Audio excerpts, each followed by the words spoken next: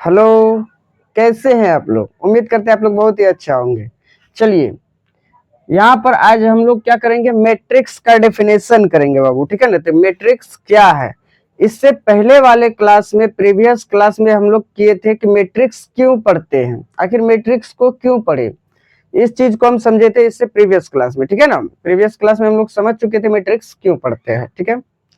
तो आज पढ़ेंगे मैथमेटिक्स में मैट्रिक्स का डेफिनेशन क्या होता है, आखिर मैट्रिक्स कहता क्या है। मैट्रिक्स यानी अवयव का डेफिनेशन, ठीक है ना। अवयव क्या है इसका परिभाषा देखेंगे, ठीक है ना। यहाँ लिखा है a set of numbers. A set क्या है, नंबरों का एक सेट हो, ठीक है ना, जिसमें कौन सा नंबर हो, रियल और कॉम्प्लेक्स नंबर हो, रियल हो या कॉम्प्लेक्स नंबर हो, और या कोई फंक्शन हो arranged in the form of A rectangular अरे, जो क्या हो, रेक्टेंगुलर अरे में सजा हुआ हो, ठीक है ना, अरेंज किया हुआ हो, ठीक है ना। तब यहाँ पर बोला इज कॉल्ड मैट्रिक्स, तब वो क्या कहलाता है बाबू, मैट्रिक्स कहलाता है। या हिंदी भी लिख दिए, संख्याओं वास्तविक या सम्मिश्र या फलनों के आयताकार क्रम विन्यास को ही क्या कहते हैं बाबू, आयताकार क्रम विन्यास को ही क्या कहते हैं, मैट्रिक्स कहते हैं। समझ में आया? चलिए ठीक है। जैसे अभी हम एग्जाम्पल से समझने का कोशिश करेंगे बाबू, एग्जाम्पल से समझने का कोशिश करेंगे। एग्जाम्पल जैसा कि पहले वाले प्रीवियस क्लास में हम लोग बताए थे, मान लीजिए यहाँ एक पॉइंट है, यहाँ पर है, यहाँ पर है, यहाँ पर है, यहाँ पर है, यहाँ पर है, ठीक है ना। यदि इसमें से आप लोगों को पूछे, ठीक है, यदि इसमें से पूछे बाबू, ठीक है, बताइए कि इनमें से सर दिख रहा होगा आप लोगों को। चलिए, इनमें से ये रेड वाला जो पॉइंट दिख रहा है, रेड वाला जो बिंदु दिख रहा है, बताइए ये रेड वाला बिंदु कहाँ पर है। तो आप नहीं बता सकेंगे ये ऊपर से किस लाइन में है, नीचे से बाएं से दाएं किस लाइन में है, नहीं बता पाएंगे, ठीक है ना, क्योंकि इसका एक जो है कि अरेंज्ड नहीं है, अरेंज्ड नहीं है, ठीक है ना। चलिए फिर दूसरा एग्जाम्पल लेते हैं बाबू, ध्यान से देखना। यदि हम लोग ऐसा ले लें, एक सिस्टमेटिक ढंग से एक लाइन में ले लें सबको, ठीक है ना। चलिए सिस्टमेटिक ढंग से हम लोग लाइन में ले लिए। यदि इस लाइन में पूछे बाबू, ध्यान से देखिएगा, यदि इस लाइन में पूछे कि बताइए सर ये वाला जो आप पॉइंट है, ये वाला जो पॉइंट है जो दिख रहा है रेड कलर का, शायद आप लोगों को दिखता होगा रेड कलर का ये वाला पॉइंट, ठीक है ना। बताइए ये वाला कहाँ पर स्थित है, रेड वाला पॉइंट कहाँ पर स्थित है इस फंक्शन में। तो आप बोलिएगा, देखिए इस फंक्शन में ये रेड वाला जो स्थित है, ऊपर से एक लाइन, दूसरे लाइन, ऊपर से देखेंगे तो दूसरे लाइन में है, दूसरे लाइन में है, ठीक है ना, दूसरे लाइन में है, और बाएं से दूसरे लाइन में, एक दो यानी दूसरे लाइन, ऊपर से दूसरे लाइन और बाएं से भी दूसरे लाइन में ये पॉइंट रेड वाला स्थित है, ठीक है सर। ये समझ में आ गया, समझ में आया। अब जो ये फंक्शन आपको दिख रहा है या कोई भी नंबर से ये जो दिख रहा है आपको, ठीक है ना, इसी ये देखिए आपको दिखेगा आयताकार के रूप में। किसके रूप में दिख रहा है बाबू, आयताकार के रूप में, ठीक है ना। तो इसीलिए बोलते हैं इसको आयताकार क्रम विन्यास। इसको क्या बोलेंगे अब, आयताकार क्रम विन्यास। तो इसी को बोलते हैं बाबू मैट्रिक्स। समझ में आया? इसी को, ये मैट्रिक्स ही है, ठीक है ना। इसी को एकदम बढ़िया तरीका से लिखने के लिए, ठीक है, थोड़ा सुंदर लगे दिखने में, इसीलिए इसको अब मिटा करके क्या लिख दिया, इसको यहाँ पर रेक्टेंगुलर अरे का एक सिंबल लिख दिया। यहाँ पर ध्यान से देखिए, रेक्टेंगुलर अरे का एक सिंबल लिख दिया। वो भी कैसे, इसको अरेंज करके लिखा ऐसे, चलिए, ताकि सुंदर लगे, ताकि सुंदर लगे। बस अब जो ये फंक्शन आ गया, ये जो लग रहा है आपको दिखने में, जो भी चीजें लग रहा है, ये क्या है, मैट्रिक्स है। ये जो आप देख रहे हैं ये क्या है, अब मैट्रिक्स है। समझ में आया? ये जो आप देख रहे हैं आप, क्या ये मैट्रिक्स है, ठीक है ना। तो इस सिंबल का नाम क्या है, इसको भी जानना जरूरी है। चलिए जानते हैं ये सिंबल क्या है। मैट्रिक्स का सिंबल देखिए, तो मैट्रिक्स का ये सब सिंबल है, ये सिंबल, ये सिंबल और ये सिंबल, ये सब क्या है, मैट्रिक्स का बाबू सिंबल है, ठीक है ना। ये सब मैट्रिक्स का सिंबल है। हाँ सर, इसको पढ़ेंगे क्या, तो इस सिंबल का नाम है बाबू, याद रख लेना, इसको बोलते हैं हम लोग, इसको क्या बोलते हैं बाबू, स्मॉल ब्रैकेट। इसको क्या बोलते हैं आप लोग जानते हैं शुरू से, स्मॉल ब्रैकेट, स्मॉल ब्रैकेट। और इसका नाम है बाबू बिग ब्रैकेट। क्या नाम है, बिग ब्रैकेट। और इसका नाम है बाबू डबल वर्टिकल बार, ठीक है ना, डबल वर्टिकल बार। इसका नाम है बाबू डबल वर्टिकल बार। कोई दिक्कत है? नहीं है। चलिए, तो ये सब जो है कि मैट्रिक्स का सिंबल है। मैट्रिक्स का सिंबल आप ऐसे भी लिख सकते हैं, ऐसे भी लिख सकते हैं और ऐसे भी लिख सकते हैं। अभी जो फिलहाल हम लोग यूज करेंगे, हमेशा मैट्रिक्स में जो लोग यूज करता है तो वो ये वाला सिंबल यूज करता है मैट्रिक्स का। वैसे आप मैट्रिक्स में ये वाला सिंबल भी यूज कर सकते हैं, ठीक है ना। पहले के जमाने में यही वाला सिंबल मैट्रिक्स का यूज किया जाता, अभी ये वाला जो है कि ट्रेंड में है इसलिए इसको यूज किया जाता। हाँ, ये वाला भी मैट्रिक्स का ही सिंबल है, ये जो दिख रहा है डबल वर्टिकल बार, तो ये भी क्या है, मैट्रिक्स का ही सिंबल है। इसको हायर एजुकेशन में यूज किया जाता है। समझ में आया? चलिए अब हम समझेंगे मैट्रिक्स, आखिर मैट्रिक्स का सिंबल का कोई मीनिंग भी है क्या। तो यहाँ पर देखिए मैट्रिक्स का जो सिंबल है बाबू, मैट्रिक्स का सिंबल यहाँ पर लिखेंगे matrix, matrix symbol, matrix symbol ये स्मॉल ब्रैकेट या बिग ब्रैकेट या double vertical bar, double vertical bar, double vertical bar is the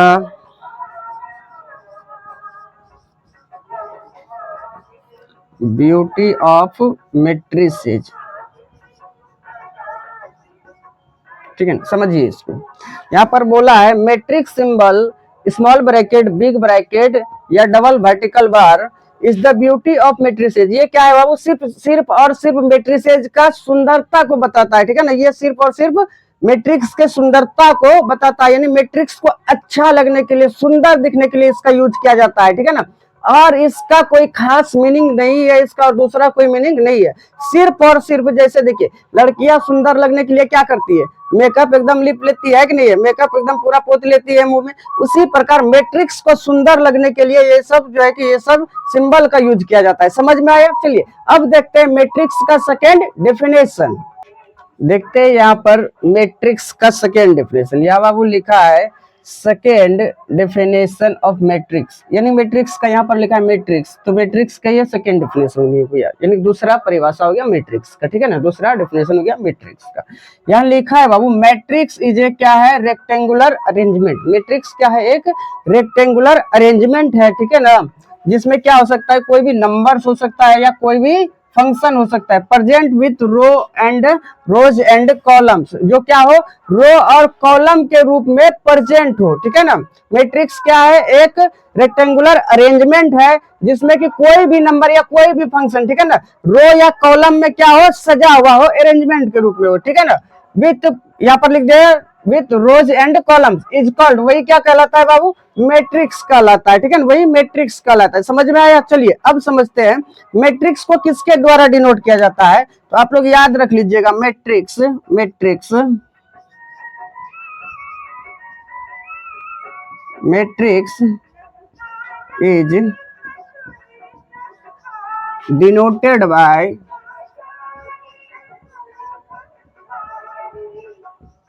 capital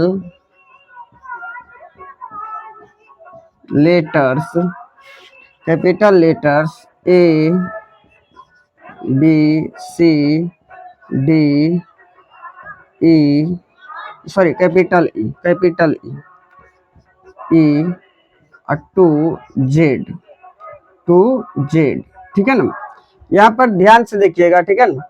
अब यहाँ पर जो जैसे हम लोग कोई मैट्रिक्स ले रहे, कोई मैट्रिक्स ले रहे एग्जाम्पल, कोई मैट्रिक्स ले रहे एग्जाम्पल में कोई मैट्रिक्स ले रहे बाबू, ध्यान से देखिए, ये एक मैट्रिक्स ले लिए हम, ये एक मैट्रिक्स ले लिए, ये एक मैट्रिक्स ले लिए ए, यहाँ पर देखिए जिसमें हम लोग नंबर सजा दिए 2 3 4 5 6 1, ठीक है, ये एक मैट्रिक्स ले लिए।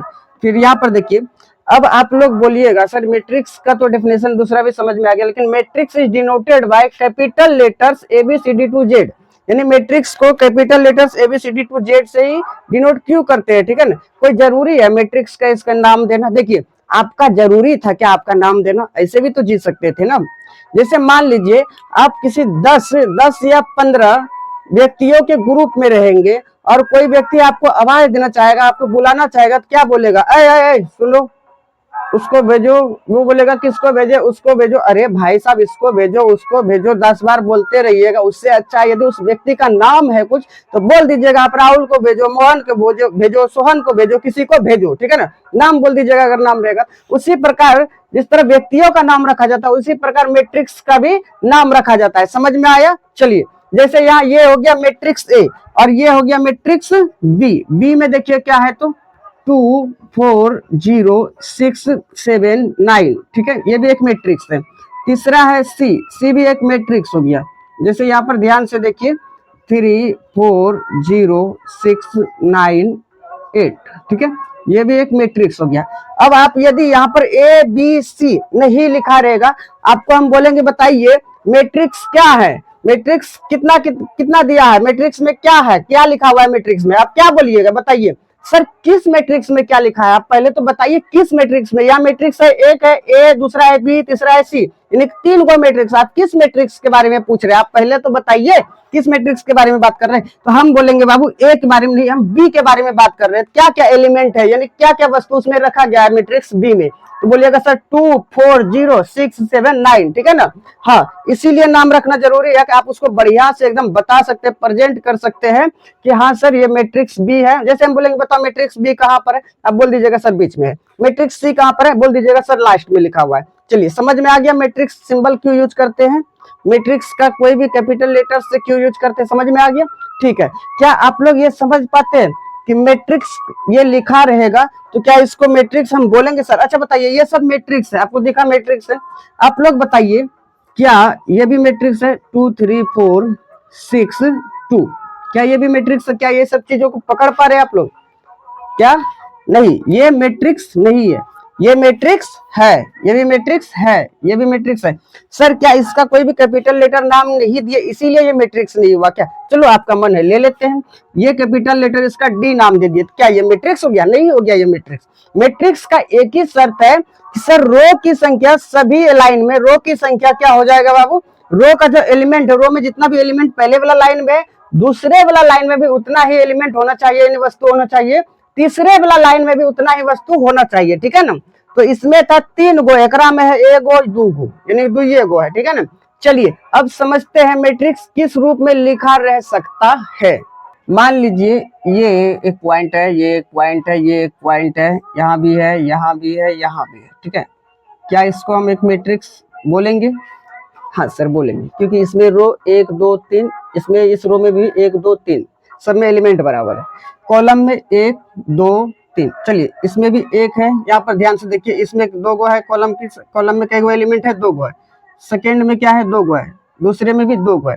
सर क्या हम इसको बोलेंगे, इसको बोलेंगे, इसको बोलेंगे कि ये मैट्रिक्स है सर, क्या इसको हम लोग बोलेंगे कि ये मैट्रिक्स है सर, क्या इसको हम लोग बोलेंगे सर ये मैट्रिक्स है, हाँ बाबू ये मैट्रिक्स है। सर क्या हम लोग इसको बोलेंगे कि ये मैट्रिक्स है, ध्यान से देखिए, ध्यान से देखिए, ध्यान से देखिए,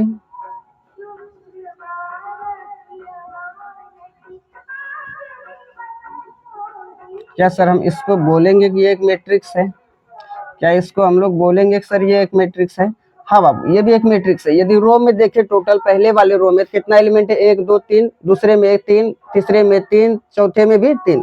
हाँ, यदि कॉलम 1 की बात करें तो इसमें कितना एलिमेंट है, 1 2 3 4, दूसरे में भी 4, तीसरे में भी 4, ये मतलब कि इसको भी हम लोग मैट्रिक्स बोल सकते हैं। आप लोग बताइए क्या इसको हम लोग मैट्रिक्स बोलेंगे,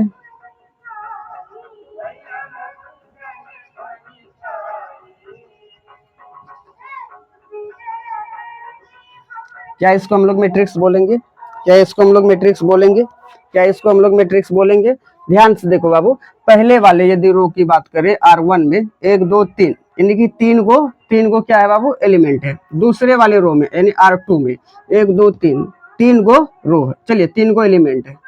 तीसरे देखते हैं, तीसरे रो में 1 2, यानी 3 गो ही 2 गो ही रो है, ठीक है ना। तो इसको क्या सर हम लोग मैट्रिक्स बोलेंगे, बिल्कुल हो ही नहीं सकता, बिल्कुल हो ही नहीं सकता, ठीक है। अच्छा आप लोग और बताइए, यदि हम लिख दे यहाँ पर, यदि हम लोग लिख दे यहाँ पर ये एलिमेंट है, ठीक है, ये एलिमेंट है, ये एलिमेंट है, ये एलिमेंट है, ये एलिमेंट है, ठीक है। चलिए क्या सर इसको हम लोग मैट्रिक्स बोलेंगे, नहीं, इस रो में देखते हैं तो 3 एलिमेंट है, इस रो में भी 3, इसमें 2 ही है, ये भी मैट्रिक्स नहीं हो सकता है सर। ठीक है, अच्छा एक चीज और बताना,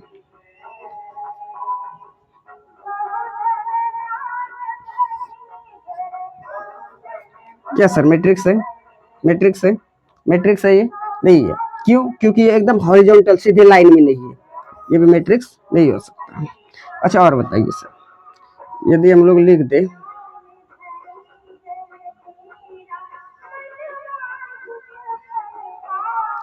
क्या ये मैट्रिक्स हो सकता है सर? नहीं, क्योंकि ये भी लाइन इसका सीधा नहीं है, ये भी मैट्रिक्स बाबू नहीं है, हो ही नहीं सकता है। मैट्रिक्स एक सीधा रो में होना चाहिए और कॉलम में होना चाहिए, बड़ा वाला खड़ा वाला। समझ में आया? चलिए, क्या सर ये मैट्रिक्स है? और एग्जांपल लेते हैं, क्या सर ये मैट्रिक्स है? जैसे यहाँ पर एक एलिमेंट दे दिए, यहाँ पर दूसरा एलिमेंट, क्या सर ये मैट्रिक्स है? हाँ, यदि इसमें देखें तो R1 होगा और ये R2, यानी R1 R2, ठीक है ना। यदि R1 में देखें तो एक एलिमेंट, R2 में भी एक एलिमेंट, यहाँ बताइए ये C1 हो गया, तो कॉलम 1 में भी कितना एलिमेंट है? एक एक 2 एलिमेंट है, ठीक है ना, इसमें कॉलम 1 ही है बस। समझ में आया? ये मैट्रिक्स होगा। ठीक, फिर देखिए, यदि हम लोग एक एग्जांपल और ले ले सर, एक एग्जांपल और ले ले, ये एलिमेंट है, ठीक है ना, ये एक एलिमेंट है, क्या सर ये मैट्रिक्स होगा? बिल्कुल होगा भाई, ये मैट्रिक्स बिल्कुल होगा। क्यों होगा? क्योंकि सर इसमें R1 इसको बोलेंगे, R1 बोलेंगे, और इसको सर इसको C1 बोलेंगे, यानी इसमें R भी 1, मतलब रो की संख्या भी 1 है और कॉलम की संख्या भी 1 ही है, ठीक है ना, यानी R एगो है, C1 भी एगो है, ठीक है ना। चलिए, तो इसमें रो और कॉलम एक ही चीज है, तो इसको मैट्रिक्स हम बोल सकते हैं। समझ में आया? चलिए, अब देखेंगे रो और कॉलम होता क्या है। सर आप सेकंड डेफिनेशन में बताए कि कोई भी एलिमेंट हो, कोई भी नंबर हो, या कोई भी कॉम्प्लेक्स नंबर हो, या रियल नंबर हो, या कोई भी फंक्शन हो दुनिया का, आप बोले उसको रो और कॉलम में ही लिखना है, तो सर आप रो और कॉलम को समझाए ही नहीं, उसको छोड़ के निकल गया। नहीं बाबू, अभी निकले नहीं है, अभी उसको समझाएंगे हम बढ़िया से। चलिए, रो और कॉलम क्या होता है, ठीक है। देखो बाबू, कोई भी दुनिया का नंबर, हम क्या बोले, मैट्रिक्स में क्या हो सकता है बाबू? मैट्रिक्स में क्या हो सकता है?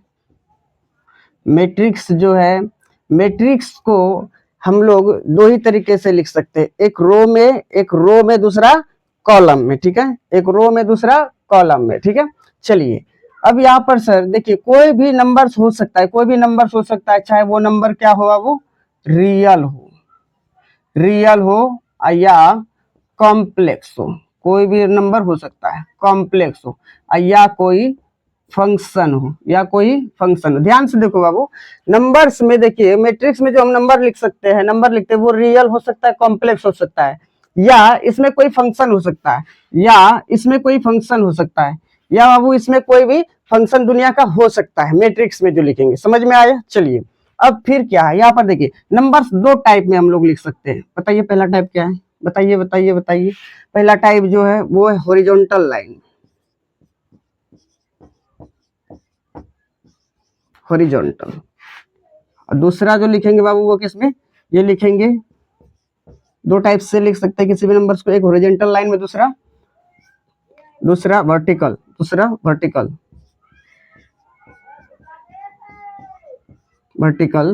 लाइन, ध्यान से देखिए, वर्टिकल लाइन, ठीक है, वर्टिकल लाइन।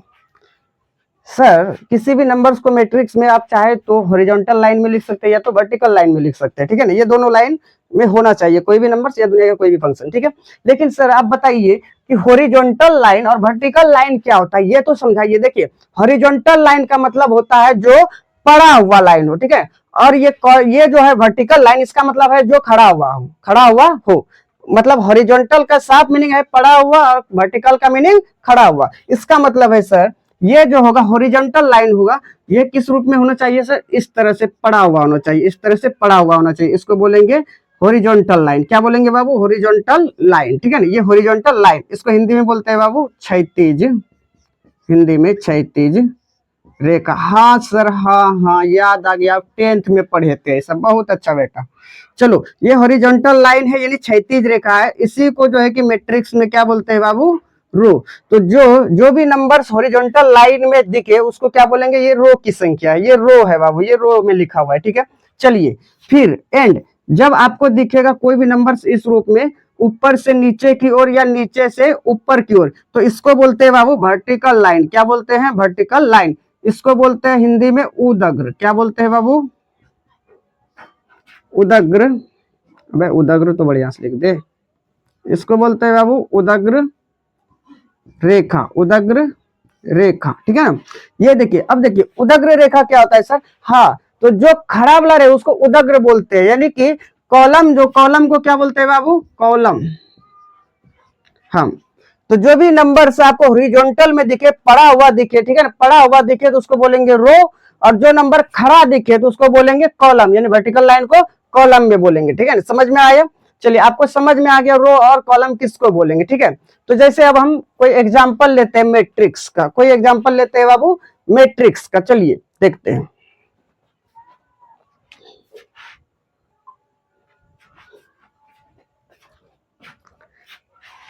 जैसे बाबू अब हम समझते हैं बढ़िया से, ठीक है ना।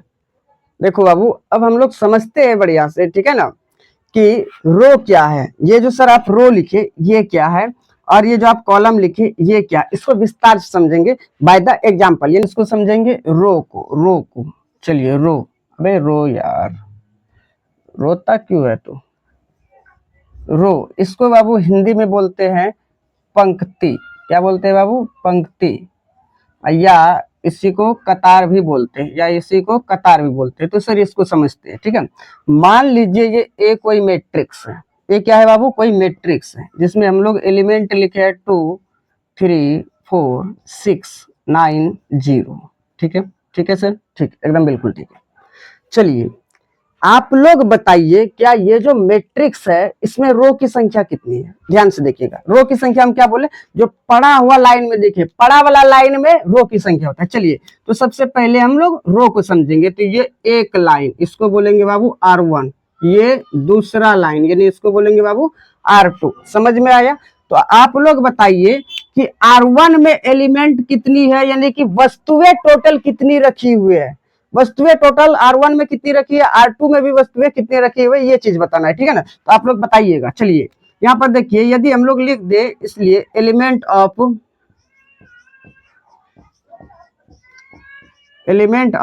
R1। चलिए, आप लोग बताइए, तो R1 में कौन कौन सी वस्तुएं रखी है बाबू? R1 में कौन कौन से अवयव है? वस्तु को अवयव बोलते हैं, ठीक है ना। तो इसमें बाबू 2 है, R1 में 2, R2 यहाँ देखिए R1 में 2 3 और 4 है। चलिए, इसी प्रकार R2 का एलिमेंट बताइए, एंड R2 का एलिमेंट बताइए, एंड एलिमेंट ऑफ R2, यानी R2 का एलिमेंट क्या होगा बाबू? 6 है, बहुत अच्छा है, 9 है और 0, 6 9 और 0, यानी टोटल जो हम देखें कि एलिमेंट ऑफ R1 में, यानी रो 1 में क्या है बाबू? 2 3 4 है वस्तु, और R2 यानी कि रो 2 में क्या है? 6 9 0 है। चलिए, आप लोग रो को समझ चुके हैं। आप लोग रो, इसी प्रकार एक और एग्जांपल लेते हैं बाबू, एक और एग्जांपल लेते हैं, एक और एग्जांपल लेते हैं, ठीक है ना। ध्यान से देखिएगा, ध्यान से देखिएगा, ध्यान से देखिएगा। चलिए, यहाँ पर ले लेते हैं और एक एग्जांपल। यदि आपको कोई मैट्रिक्स दिया रहे बी, क्या दिया रहे बाबू? बी मैट्रिक्स दिया रहे। बी मैट्रिक्स में होगा आयोटा, -1 2 और ये माइनस आयोटा, ठीक है। इस मैट्रिक्स में बताइए एलिमेंट क्या बताना है, यहाँ पर लिख देते हैं एलिमेंट ऑफ R1 और एंड एलिमेंट ऑफ R2। चलिए, दोनों में बताइए। तो ध्यान से देखिए, R1 बोलेंगे पहले वाले लाइन को R1, R2 बोलेंगे दूसरे वाले लाइन को R2। चलिए, तो एलिमेंट ऑफ R1 में देखिए कौन कौन सी वस्तुएं हैं। तो इसमें है बाबू आयोटा, क्या है? आयोटा और -1। R2 में देखते हैं सर, तो 2 है और माइनस आयोटा है, 2 है और माइनस आयोटा है। उम्मीद करते हैं आप लोगों को ये रो यानी पंक्ति कतार समझ में आ गया होगा, ठीक है ना। अब चलिए हम लोग समझते हैं कॉलम। क्या समझेंगे बाबू? कॉलम।